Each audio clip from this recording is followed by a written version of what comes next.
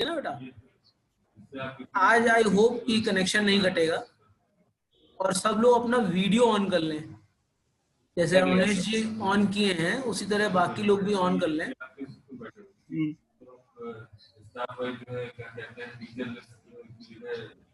क्योंकि भाई face to face पढ़ने का मुझे क्या हुआ भाई रमेश, हम लोग भी हंस ले भाई, बताओ।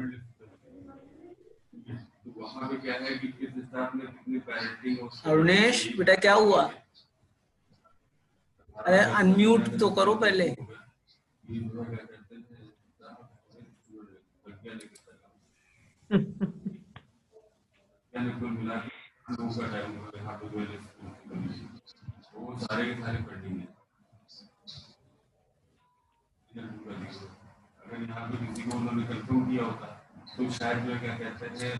बेटा हम लोग क्लास स्टार्ट करते हैं, तो पिछली बार जो हमने पढ़ा था हम लोगों ने ये मानकर चल रहे हैं कि आप लोगों को सी लैंग्वेज थोड़ी बहुत मालूम है। अपने आप को कितना जज करते हैं सी में?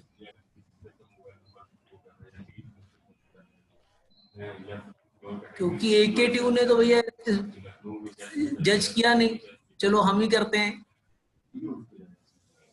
सी अच्छे से आती है बेटा? सर थोड़ी बहुत आती है सर। अरे तो तुमने तो बेटा दोनों बातें कर दी, थोड़ा भी कह दी और बहुत भी कह दी। सर 70% तक आता है सर। 70% तक आता है। अच्छा, प्रॉब्लम वो 30% में जो होगा वो हमें लगता है वहीं से होगा, स्ट्रक्चर से होगा, है ना? जी सर जी हाँ।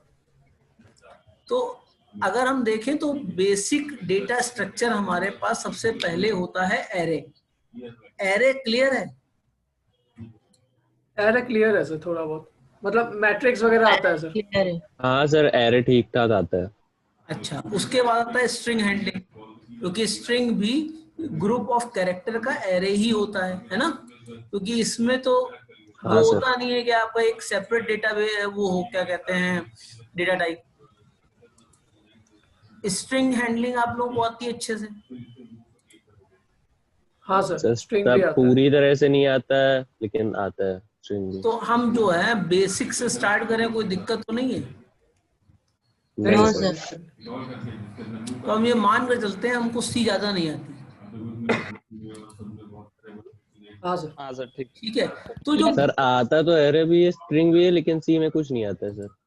अरे भैया वो सी में ही पूछ रहा हूँ, और किस में आता है? Sorry sir. पाइथन वाइथन में आता है? जावा में पूछा सर। नहीं पाइथन में आता है? जावा। अरे जब आपको जावा सर, जावा में सब आता है एरे वेरे, तो भाई सी तो और आसान है। सर सी पढ़ाई नहीं ना? Yes sir. सी पढ़ाई नहीं? नहीं सर। अरे फर्स्ट ईयर में पढ़ा होगा मेरे भाई। 9th से 12th तक जावा पढ़ा, उसके बाद भी जावा के कोर्सेज किए सर। केवल हाँ फर्स्ट ईयर में क्लास ही नहीं हुई थी सर, मतलब अच्छा। जहाँ तक सर 45% तक पढ़ा दिया गया था।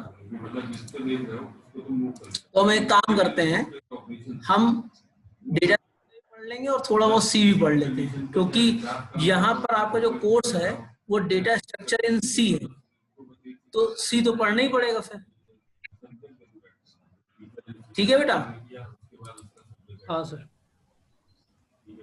और आप जी सर जावा तक के किए हैं, और ये भी बहुत अच्छी बात है, पाइथन भी आप लोगों ने थोड़ा बहुत पढ़ा होगा, आसान है। हाँ सर। हाँ सर पाइथन हाँ पढ़ा है सर। तो अब हम थोड़ा बहुत नहीं, हम बहुत बहुत करेंगे। हमने बहुत पढ़ा है, ठीक है? अब कोई पूछे तो ये मत कहना कि थोड़ा बहुत पढ़ा है, हम लोगों ने बहुत पढ़ा है। तो क्या पढ़ा है वो पढ़ने जा रहे हैं। एक स्क्रीन आपको दिखाई पड़ रही है जिसपे डेटा स्ट्रक्चर लिखा हुआ होगा। Yes sir. तो हम पहले समझेंगे डेटा स्ट्रक्चर की जरूरत क्यों पड़ी, क्योंकि किसी भी स्ट्रक्चर की जरूरत तभी पड़ेगी जब हमारा परफॉर्मेंस उससे जुड़ा होगा, तमाम सारी चीजें हमसे उससे जुड़ी होंगी। आप लोग फर्स्ट ईयर से सेकेंड ईयर में आए, अगर आप कभी मेरे केबिन में आइए कॉलेज में, तो आप देखेंगे सबसे केबिन मेरा पहचानेंगे कैसे? उसमें नाम वाम तो लिखा नहीं है, कैसे पहचानेंगे? तो आपके सीनियर कैसे पहचानते थे वो बता देता हूँ कि जो सबसे ज्यादा मिस हैंडल्ड दिखे, यानी जहां पे सामान इधर उधर फैला दिखे, वो समझ लीजिए मेरा केबिन है। और अगर मैं सामान अरेंज कर लूं सही तरीके से तो हो सकता है मैं उसको उसमें से अपने मतलब का सामान ना ढूंढ पाऊं। यानी ये मेरा ऑर्गेनाइजेशन है अपने डेटा को अरेंज करने का। ठीक है ना बेटा? कुछ लोग होंगे अपने घर में बहुत सिस्टमैटिक चीजें रखते होंगे, कुछ लोग होंगे जो इधर उधर फेंक देते होंगे। तो जो लोग जिस तरह से रखते हैं वो उसी तरीके से सामान को ढूंढ पाते हैं। ऐसा होता है कि नहीं होता है? हाँ सर। तो डेटा स्ट्रक्चर इसीलिए एक स्ट्रक्चर है जिसके थ्रू हम डेटा को अरेंज करेंगे, जिससे कि हमारे जो सॉफ्टवेयर बनते हैं वो आसानी से डेटा को एक्सेस कर सके। आजकल आपने देखा होगा डेटा का बहुत ज्यादा यूज हो रहा है मशीन लर्निंग में। आपने देखा होगा इस बार फर्स्ट ईयर वॉइस क्लियर नहीं है सर। हम कह रहे हैं, अब आवाज क्लियर है बेटा? आवाज क्लियर आ रही है? Yes sir. हम कह रहे हैं हाँ सर। आजकल जो डेटा का यूज है वो आपका डेटा का यूज कहाँ कहाँ है? अब आप देखिए मशीन लर्निंग में भी आप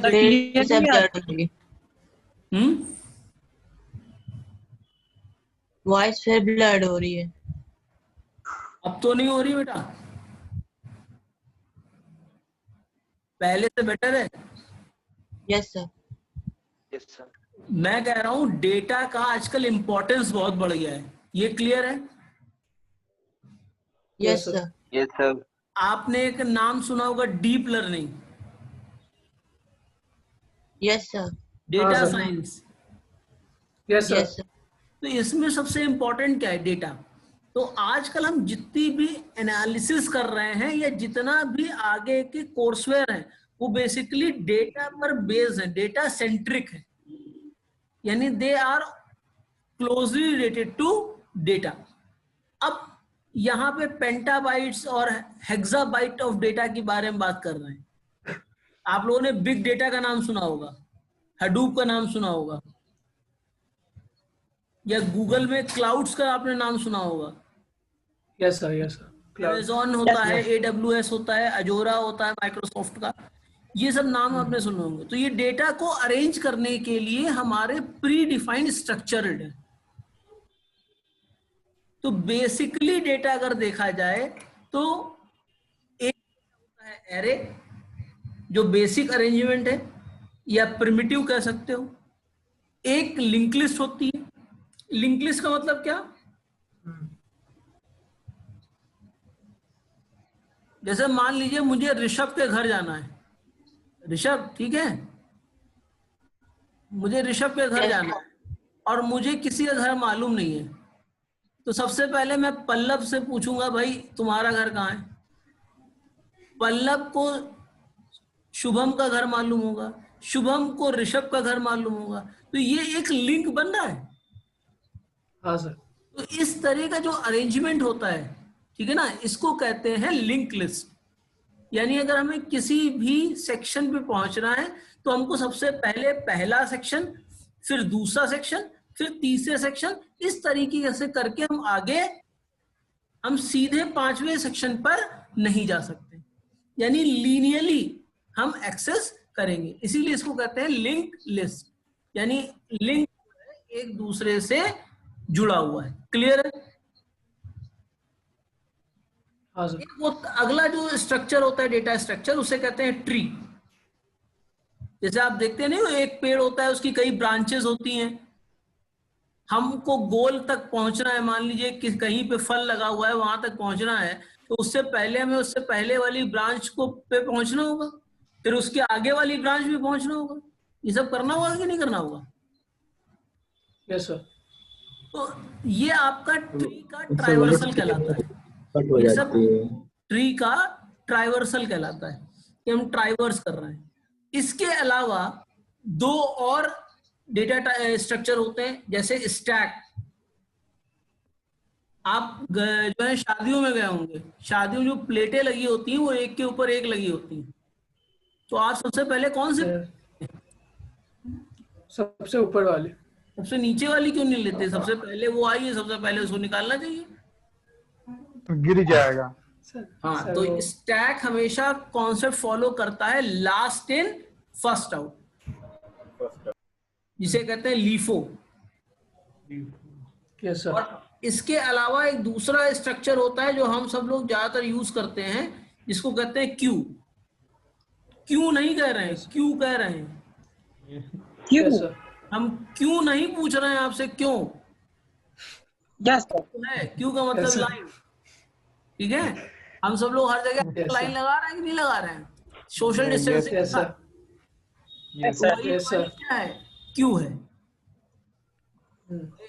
अगर ये कोरोना ना होता, आप लोगों ने क्या कभी सोचा था कि होली की कितनी लंबी छुट्टियां चल जाएंगी?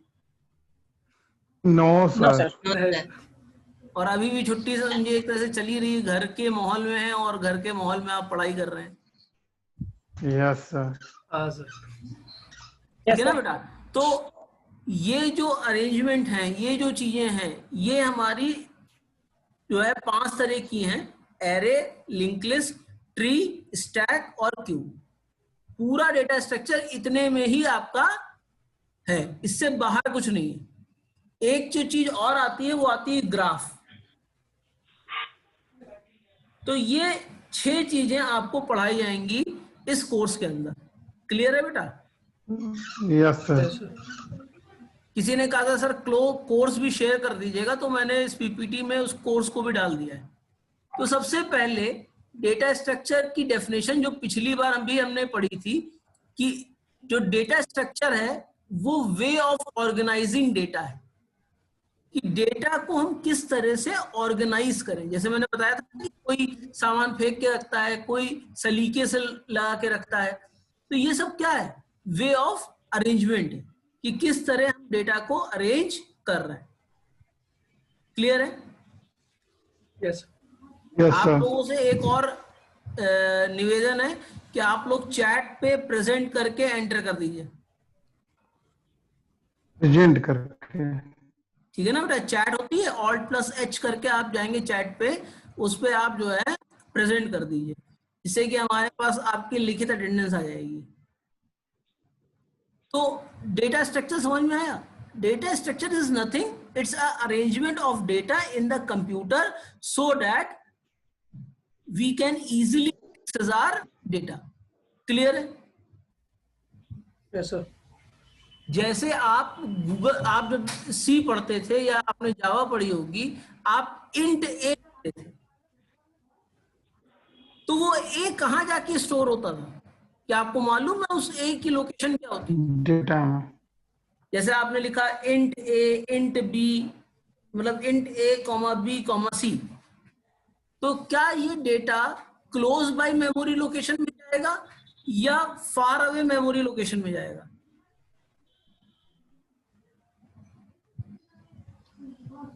Far away. बेटा ये हमें मालूम नहीं पड़ेगा कि वो कहाँ जाके स्टोर होगा। हो सकता है यस सर। एक आपका मान लो मेमोरी लोकेशन 11 पे स्टोर हो, बी हो सकता है मेमोरी लोकेशन 123 पे स्टोर हो, और सी हो सकता है मेमोरी लोकेशन 478 पे स्टोर हो। ठीक है ना? इस तरीके से हमको पता नहीं चलेगा कि डेटा हमारा कहां पर स्टोर हुआ है। ठीक है ना बेटा? क्लियर है? Yes yes yes sir. तो इसके लिए आया एरे। एरे की डेफिनेशन क्या है? A array is a structure where the data of homogeneous type. Homogeneous type का मतलब क्या है? कि सारे डेटा एक तरीके होंगे। अगर इंटीजर है तो सारे इंटीजर होंगे, फ्लोट है तो सारे फ्लोट होंगे। सारे फ्लोट होंगे। ठीक है ना? ये सारी चीजें आपकी एक मेमोरी लोकेशन में होती है। मान लीजिए आपने एरे 20 लिखा, और अगर हमारे पास मेमोरी में 20 कंटिन्यूअस स्पेसेस नहीं है, तो वो एरे कहीं पे भी डिफाइन नहीं होगा। यानी स्पेसेस चाहिए तो कंटिन्यूअस चाहिए। क्लियर है मेरी बात? Yes sir. तो ये आपका डेटा का स्ट्रक्चर हो गया, ठीक है।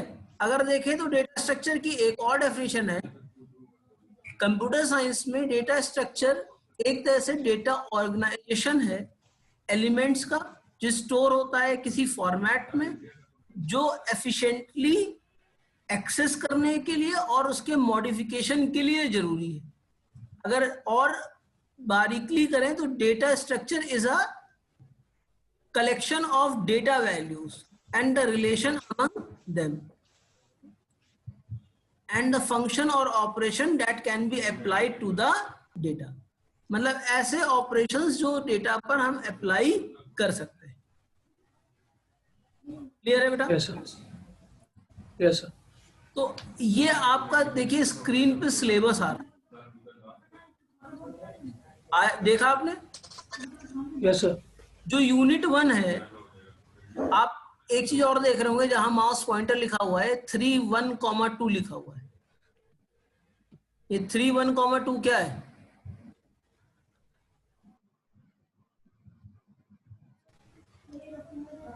ये 3.1,2 का मतलब 3 लेक्चर, 1 ट्यूट और 2 प्रैक्टिकल का है। ठीक है, प्रैक्टिकल कैसे कंडक्ट किए जाएंगे वो भी देखा जाएगा, लेकिन अभी हम लोग इस चीज के बारे में पढ़ लेते हैं। तो सबसे पहले मैं आपको इंट्रोडक्शन टू डेटा स्ट्रक्चर और एल्गोरिथम बताया जाएगा जो हम लोग कर रहे हैं। इसमें हम एरे से स्टार्ट करेंगे। परफॉर्मेंस एनालिसिस ऑफ एल्गोरिथम लिखा हुआ है। परफॉर्मेंस का मतलब क्या होता है? किसी भी प्रोग्राम किस तरीके से एग्जीक्यूट होता है, कितनी फास्टली एग्जीक्यूट होता है और उसमें कितना ज्यादा रिसोर्स यूटिलाइजेशन हो रहा है। इसमें कॉम्प्लेक्सिटी और स्पेस कॉम्प्लेक्सिटी पढ़ेंगे, बिग ओ नोटेशन है। ठीक है, हर आपने पिछली बार सॉर्टिंग पढ़ी होगी। सॉर्टिंग कुछ जानते हैं? The process of arranging data in ascending और descending order is known as sorting. Data हम असेंडिंग या डिसेंडिंग ऑर्डर में अरेंज करते हैं तो इसको कहते हैं सॉर्टिंग।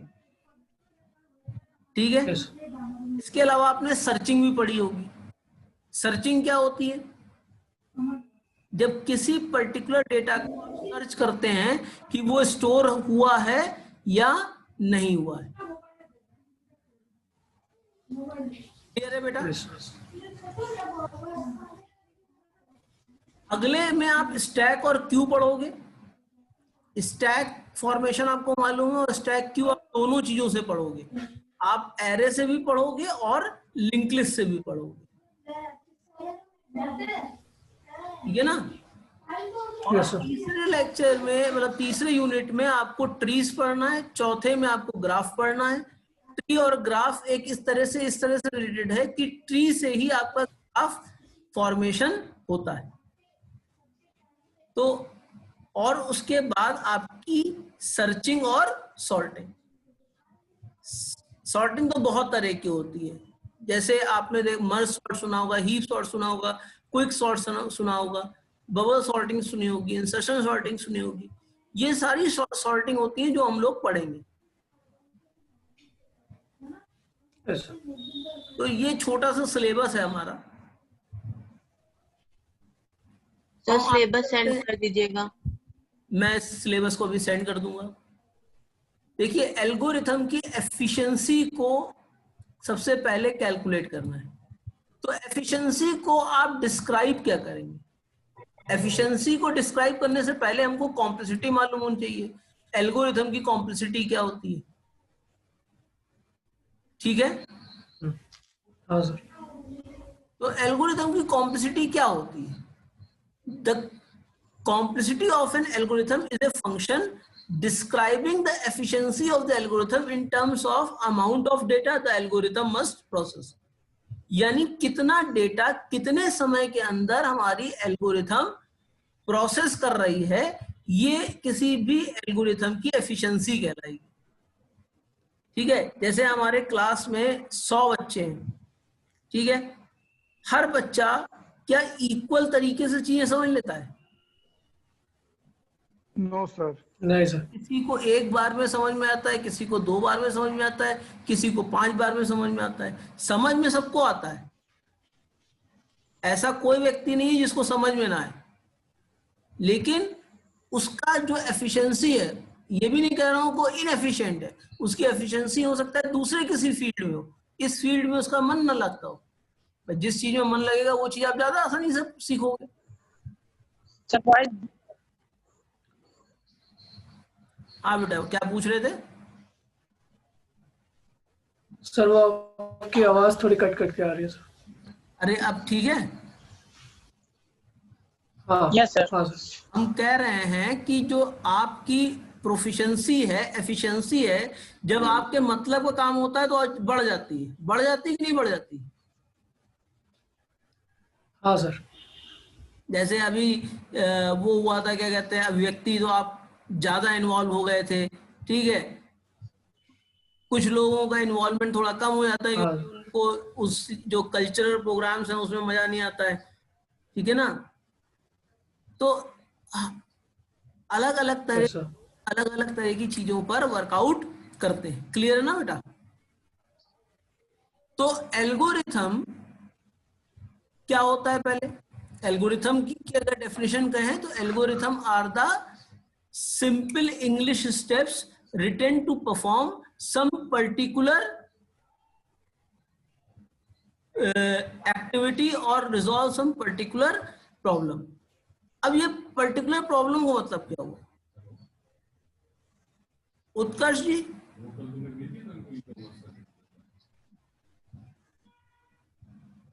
उत्कर्ष जी, जी सर। उत्कर्ष बेटा, अगर मैं तुम्हारे घर आऊं और मैं तुमसे कहूं कि मुझे चाय पिला दो, तो चाय पिलाओगे मुझे? बिल्कुल सर। हाँ, क्योंकि मुसीबत ने खुद ही कहा है चाय पीना है। मतलब मैं एक मुसीबत, मैंने तुमसे कहा बेटा चाय पिला दो, ठीक है। तो आप चाय कैसे बनाओगे, जरा उसका बता सकते हो?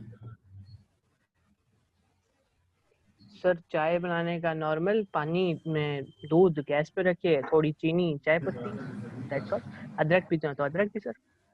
ये सर शुगर फ्री बता रहा है। अच्छा, यानी सबसे पहला स्टेप क्या होगा? सर गैस जलाएंगे। अच्छा, तो बर्तन भी चढ़ाएंगे। बर्तन रखना।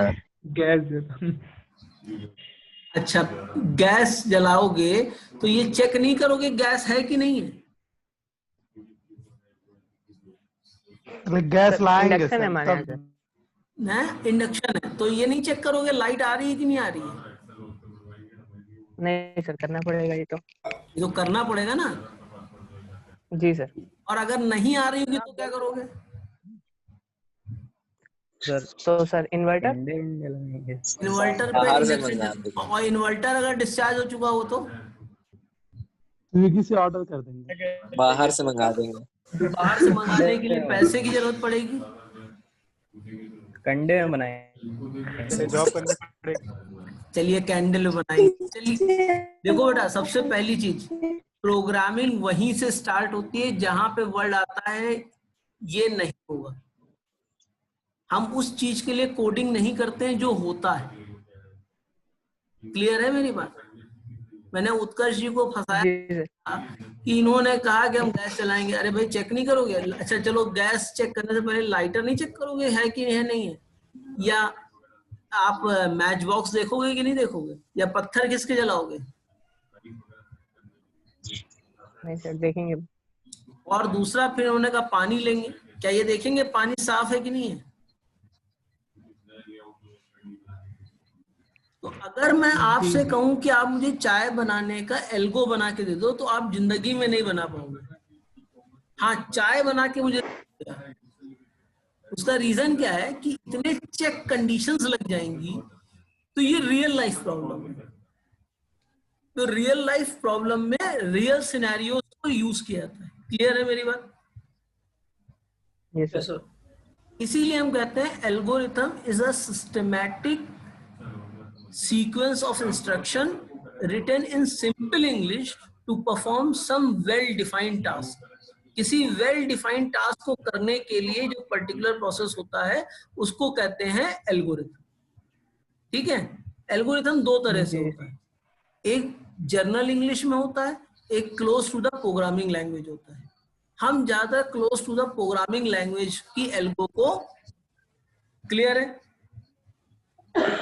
Yes sir. Usually there are natural unit for the domain and range of this function, यानी हमारे एफिशिएंसी को नापने के लिए कुछ यूनिट्स हैं, ठीक है, और रेंज ऑफ फंक्शन है, जिसे बिग ओ नोटेशन आप आगे कहेंगे। तो कॉम्प्लेक्सिटी क्लियर हो गई क्या होती है? कॉम्प्लेक्सिटी ये होती है यस सर। एल्गोरिथम कितने रिसोर्सेस को यूज करता है किसी पर्टिकुलर प्रॉब्लम को सॉल्व करने की, और क्या वो उन रिसोर्सेस का ऑप्टिमाइज यूज कर रहा है या नहीं। क्लियर है? Yes sir. अब हम आगे की चीज देखते हैं कि जो कॉम्प्लेक्सिटी होती है उसको मेजर करने के लिए दो मेन कॉम्प्लेक्सिटी हैं एफिशिएंसी किसी एल्गोरिथम की मैनेज करने की। एक टाइम कॉम्प्लेक्सिटी, एक स्पेस कॉम्प्लेक्सिटी। टाइम कॉम्प्लेक्सिटी का मतलब यह है कि एल्गोरिथम कितने समय में उस प्रॉब्लम को रिजॉल्व कर रहा है, उस प्रॉब्लम को सॉल्व कर रहा है। ठीक है, जैसे आप लोग हैं, कोई प्रोग्राम 2 मिनट में बना लेता है, कोई 10 मिनट में बना लेता है, किसी को टाइम और ज्यादा लग जाता है, ठीक है। या कोई अगर मान लो जैसे ट्यूट आपको मिलते हैं, आप ट्यूट लिख लिख के जमा करते हैं, है ना, तो कोई ट्यूट आपका घंटे भर में बना देता है, कोई ट्यूट आपका जो है 15 ही मिनट में लिख डालता है, बहुत तेज राइटिंग स्पीड है, ठीक है। अब तो पीडीएफ बना के देना है और आसान, तरीके नहीं बताएंगे, वो तो आपको मालूम ही है किस तरह से आप लोग कर लेते हैं। तो ये होती है टाइम कॉम्प्लेक्सिटी, मतलब कितने समय में आप उस पूरे क्वेश्चंस को सॉल्व कर लेते हैं, उस प्रॉब्लम को सॉल्व कर लेते हैं। आपने देखा होगा जब आपका क्विज टेस्ट होता था वंस अपॉन ए टाइम, होता था कि नहीं होता था? हाँ सर। हाँ सर। तो कुछ लोग कुछ लोग तो आधे घंटे में पूरा क्वेश्चन कर लेते थे, कुछ लोग 1 घंटे में भी सर 2 सेकंड दे दीजिए, 2 सेकंड दे दीजिए। तो इसका मतलब वो अपने टाइम का यूटिलाइजेशन कैसे कर रहे हैं, कितना कर रहे हैं, ये क्लियर नहीं होता था। क्लियर है? Yes sir. यस। तो ये टाइम कॉम्प्लेक्सिटी हो गई। स्पेस कॉम्प्लेक्सिटी का मतलब कितनी ज्यादा रिसोर्सेज आप यूटिलाइज कर रहे हैं, कितनी ज्यादा जगह आप मेमोरी यूटिलाइज कर रहे हैं। क्योंकि आजकल हम ऐप जो बनाते हैं या जो भी सॉफ्टवेयर बनाते हैं वो जो है मोबाइल पे भी चाहते हैं चल जाए, है ना। तो मोबाइल डेवलपमेंट के लिए या इसमें स्पेस कॉम्प्लेक्सिटी जितनी कम होगी, सर आवाज नहीं आ रही है। हम कह रहे हैं स्पेस कॉम्प्लेक्सिटी में जितनी स्पेस हम कम लेंगे उतना हमको फायदा होगा, ठीक है ना बेटा। और जितनी स्पेस हम लेंगे, ज्यादा स्पेस लेंगे तो हमें प्रॉब्लम ज्यादा होगी। जैसे आप क्या करते हैं कि आप लोग हेडर फाइल यूज करते हैं, ठीक है, सी में इंपोर्ट करने के, वो जावा में इंपोर्ट किया होगा, किया है बेटा भाई? जो लोग जावा जानते हैं उन्होंने जावा में इंपोर्ट किया होगा। Yes sir. तो जब आप इंपोर्ट करते थे तो एस्ट्रिक लगा देते थे, इंपोर्ट जावा डॉट एस्ट्रिक अलग कर देते थे। इसका मतलब क्या हुआ? जावा के अंदर। हाँ प्रवेश, आप पूछिए, आपने रेज हैंड किया है, बताइए।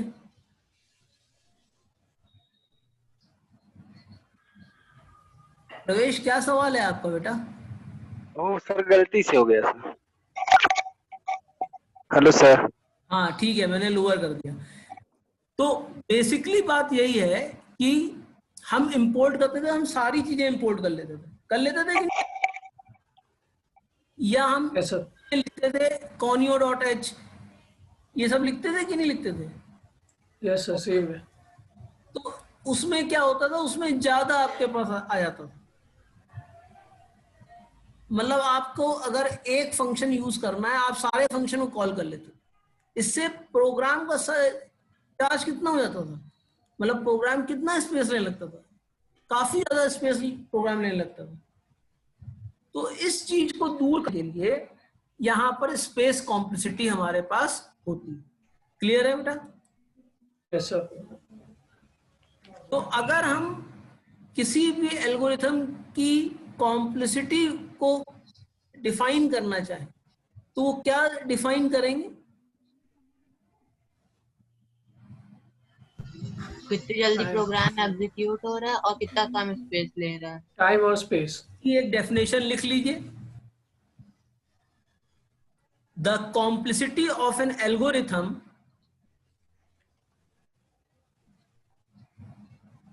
the complexity of an algorithm मान लीजिए m है, capital M, is the function fn, is the function fn yes which gives the running time or storage space requirement of the algorithm,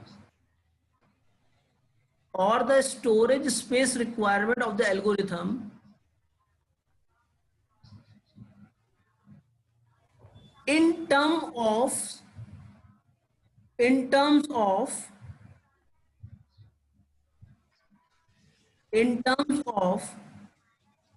the size n of the input data. यानी fn का n क्या है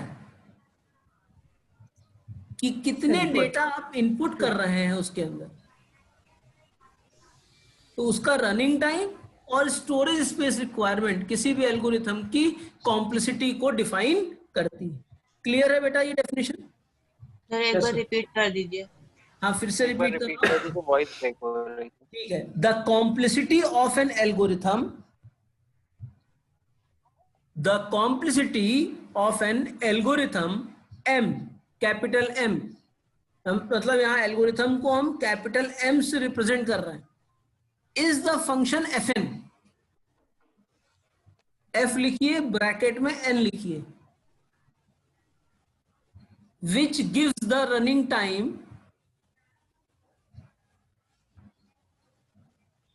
and storage space requirement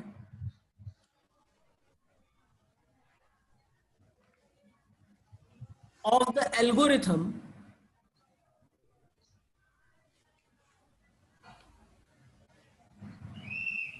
in terms of the size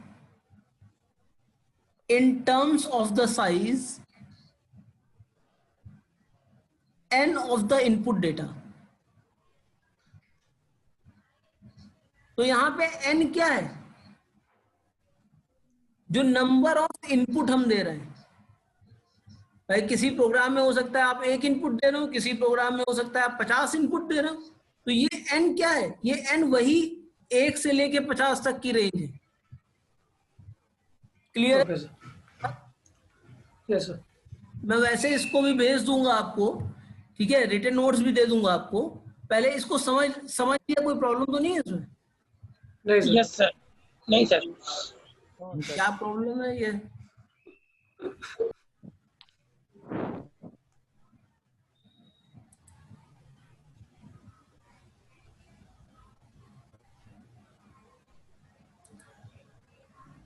तो अगर हम फिर से इसको यूज करें तो टाइम कॉम्प्लेक्सिटी क्या होती है?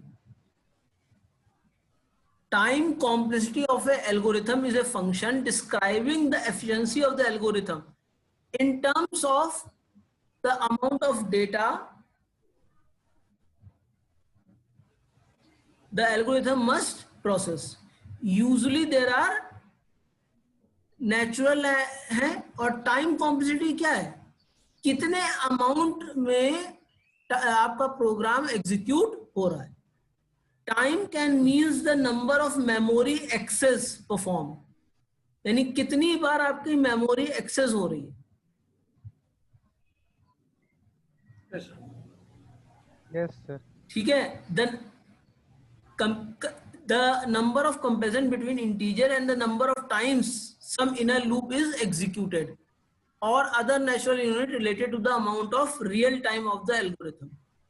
यानी आप कितनी बार उस चीज को बार बार रिपीट कर रहे हैं, उसको हम क्या कहते हैं? टाइम कॉम्प्लेक्सिटी कहते हैं, कि कितने समय में वो चीज हमारी एग्जीक्यूट होकर आ रही। क्लियर है? Yes sir. तो इसके बाद आती है space complexity. Space complexity function describe करता है कि हम कितनी मेमोरी ले रहे हैं उस प्रोग्राम को एग्जीक्यूट करने के लिए। Okay sir. ठीक है, यहां पर मेमोरी उसके एग्जीक्यूशन की है, मतलब कितनी मेमोरी हम एग्जीक्यूशन के लिए यूज कर रहे हैं। Yes sir. क्लियर है मेरी बात? हाँ सर। Yes sir. तो ये टाइम और स्पेस कॉम्प्लेक्सिटी थी हमारी, इसमें कोई प्रॉब्लम? No sir. कॉम्प्लेक्सिटी हमने समझ ली। कॉम्प्लेक्सिटी डिफाइन होती है दो बेसिस पे, टाइम और स्पेस। स्पेस। टाइम कॉम्प्लेक्सिटी का मतलब उसका एग्जीक्यूशन टाइम कितना है, कितने समय में वो चीज एग्जीक्यूट हो पा रही है। ठीक है, जैसे कोई काम कोई बहुत जल्दी कर लेता है, कोई धीरे धीरे करता है। ठीक है, जैसे कुछ लोग हैं वो खाना बहुत तेजी से निपटा देते हैं। आप लोगों के भी लंच में होता होगा, ये कोई एक बीच में आता होगा, आप एक रोटी खाते होंगे, वो सारी रोटियां निपटा देता है, यानी उसकी स्पीड क्या है? फास्ट है सर बहुत। हाँ, तो उससे उसकी स्लो करने के लिए क्या करोगे? सर छुपा लेंगे सर। 32 बार छुपाने को बोलेंगे, फास्ट हो जाएंगे। एक काम और कर सकते हो, उसके लिए एक एक्स्ट्रा टिफिन ला। सर खुद को तेज कर देंगे। डिस्ट्रीब्यूट। हाँ, ये आइडिया अच्छा है, लेकिन एकदम से तो तेज हो गए नहीं भाई। सर डिस्ट्रीब्यूट कर देंगे। और कुछ लोग देखा होगा अपना सामान फैला के पूरा बैठते होंगे, वो होती है उनकी स्पेस कॉम्प्लेक्सिटी, कि वो कम जगह में काम कर ही नहीं सकते। अगर एक सीट पे बैठे हैं तो अगल बगल वाली सीट वाले वैसे ही डिस्टर्ब हो जाएंगे। ऐसा होता है कि नहीं होता है? Yes sir. हाँ सर। या आप पढ़ने का मूड है, बगल वाले का नहीं पढ़ने का मूड है, तो आपका मूड भी खराब कर दिया। तो हाँ किसी भी एल्गोरिथम में अगर कॉम्प्लेक्सिटी देखें तो दो तरह की होती है, स्पेस और टाइम। इसके बाद अब हम जाएंगे बिग ओ नोटेशन के लिए। जो बिग ओ नोटेशन है वो किसी भी कॉम्प्लेक्सिटी का कैलकुलेट करने का नोटेशन है। ठीक है, अभी ये सेशन अपने आप बंद हो जाएगा, फिर से सेशन ओपन कर रहा हूं, सब लोग फिर से ज्वाइन करेंगे। 1 मिनट इससे भी कम बचा हुआ है मेरे पास टाइम।